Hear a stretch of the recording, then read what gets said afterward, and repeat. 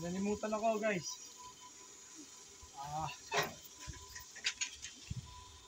Nalimutan mo.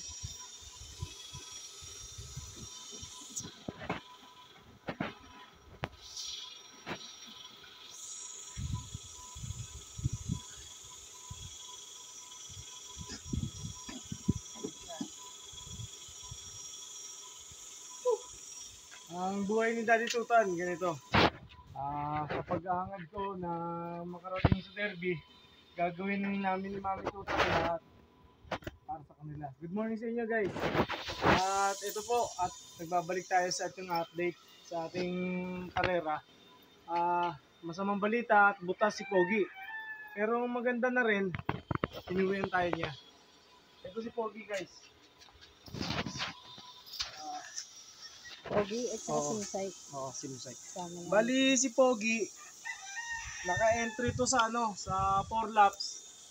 Sa natatapos na 4 laps ng Central saka sa Rosario. At ginawa naman natin, isali siya sa fun race ng Honda Click. Pero nabutas nga siya dahil nga sa smash. Napakapangit na oras. 12:37 ang cut-off, dumating siya 12:40. Nagpahuli siya, 1:30. Anong magiging sistema? Di butas. Ang ginawa ko, hindi ko na kinlock. Ayan, hindi ko na kinlock yung paa niya. Hindi ko na siya kinaskas. Hindi ko na in-entry. Binutas ko na talaga tuluyan. Pero live pa siya sa 3 laps. Kaya may chance pa siya na 2 lap. Sana naman makatikim man lang ng pamulit ng hirap, ganun. Siya si Pogi. Hindi pa pala siya bibitawan. Doon pa sa kabilang bayo. Titingnan natin kung anong magandang lugar para sa kanya. Ito naman guys, ang ating si Mosaik na nabutas siya. Nabutas ba? Oo, nabutas siya ng second lap ng 4 laps. At itinigil ko naman siya para makapagpahinga. Ang nangyari, namayat siya ng bagya. Pero ngayon, nakaka-recover na siya. Bibigyan ko lang siya ng pabaon kasi hindi ko siya nabigyan kagabi. Habang nabiyahin na lang siya maglulusan. Ito yung mga marka ng mga dinonate nating ibon. Talagang si Daddy Tutan kasi mapangarap. Iba na yung mo, cage mo. Shoutout sa'yo, parang Jeric. Pasensya na kayo, di ako makapasyal dyan. Medyo busy lang tayo sa grind. Ito, kakarga ko na siya din. Meron pa tayong ihagis, guys. Meron pa. Sino? Itong kulungan na to, meron tayong ihagis. Ito ang bantay natin na si Bunso. Bunso! Ito talaga. Ay, mabit. Ito guys. Ang nagsisilbi nating Jaguar, Guardia sa ating loop. Yan. Inuna ko na pong bumili ng imported na aso. Kasi pwede na siyang mag-alaga kasi natahol na siya. Bigay lang yun eh. Ihagis na natin to. Ihagis na rin natin to. Ayan, baka bumalik. Yan ang hindi makakabalik pag inagis mo. Sigurado ko makakatataan to dahil maharap ko eh. So guys, ang buhay ni Daddy Tutan. At ready na tayo para umalis. Yan talaga buhay ni Daddy Tutan eh. Ano ko. Pagmamahal natin sa ibon, pagmamahal natin sa mga alaga natin. Hindi natin nilalo. Oh! Let's go! Let's go! I'll be back. Promise.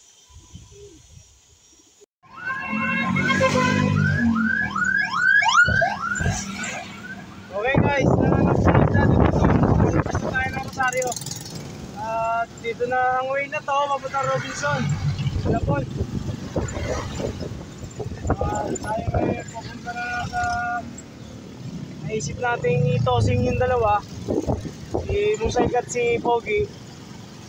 Dahil kailangan talaga nila magsunog ng taba. Kailangan nila masunog yung mga kinain nila. Kailangan nila masunog yung mga vitamina na sinalpak natin. Ang loading natin, Friday.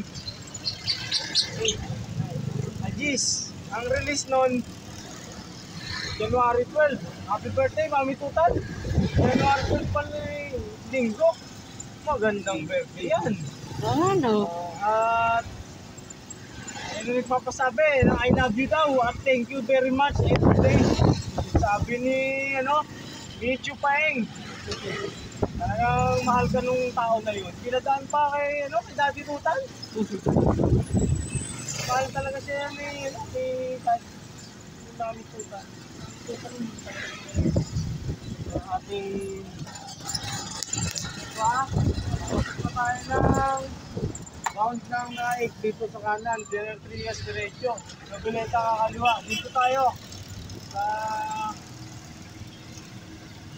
sa para-paraan. Dito tayo dadaan, gasolinahan.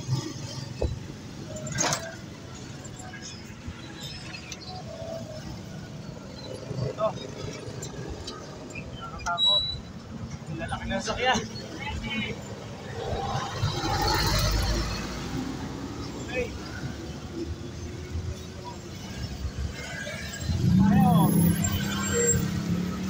Pasok na tayo ng bayan ng Tansa.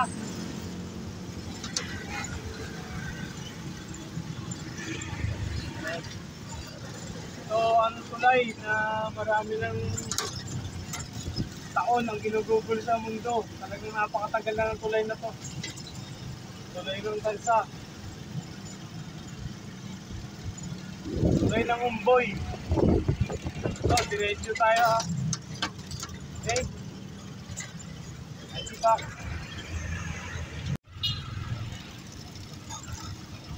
Maganda yung dinaanan natin na ruta.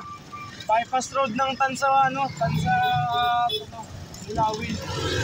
Dito tayo ngayon palabas na tayo ng ng Tansa. Magandang bagay nito.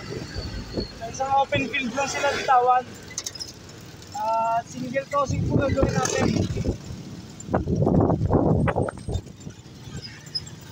Puro kaso pa.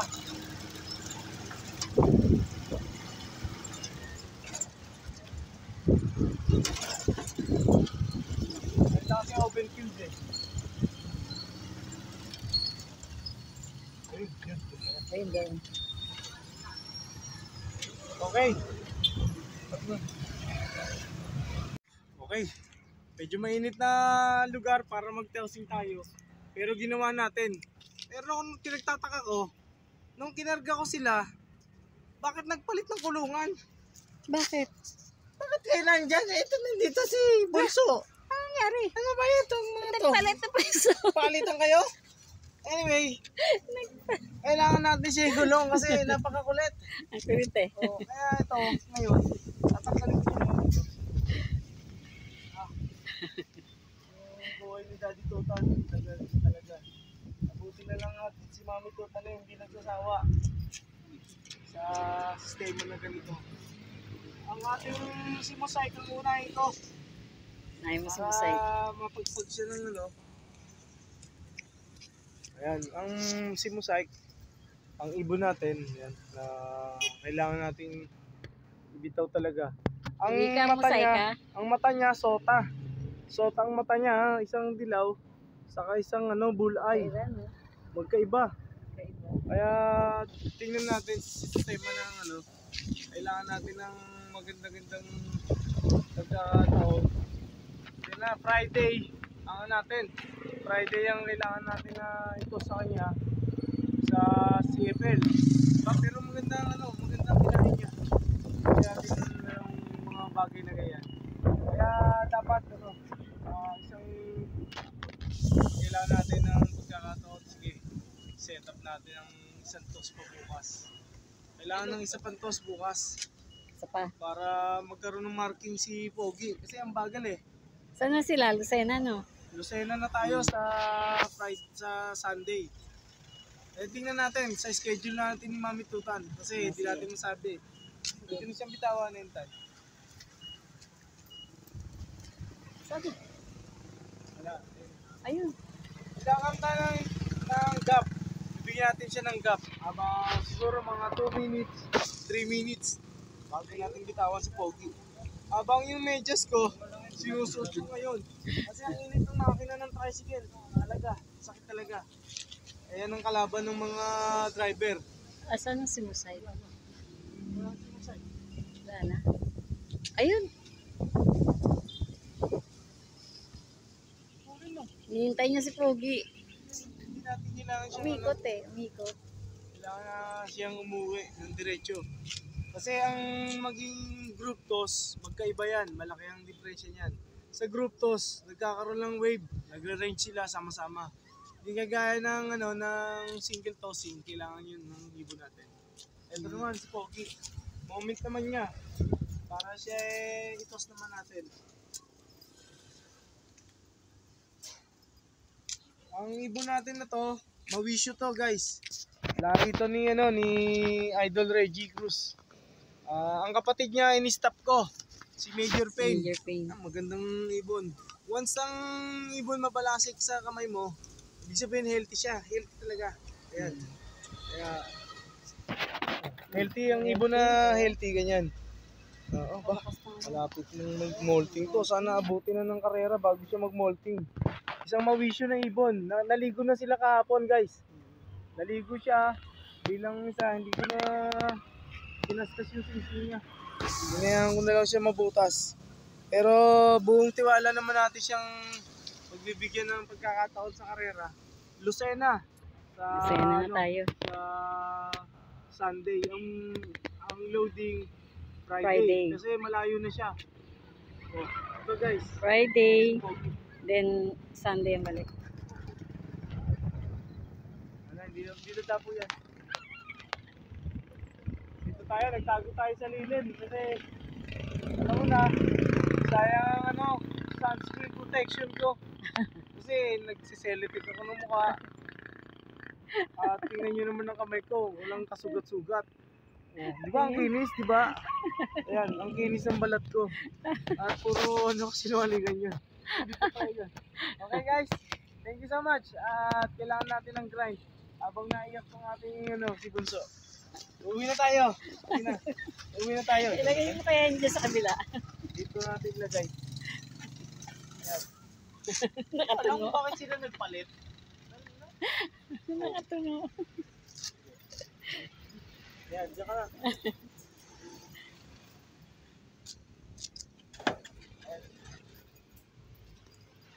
Ayan ang buhay ni Daddy Tutang. Wala na. Ayan eh.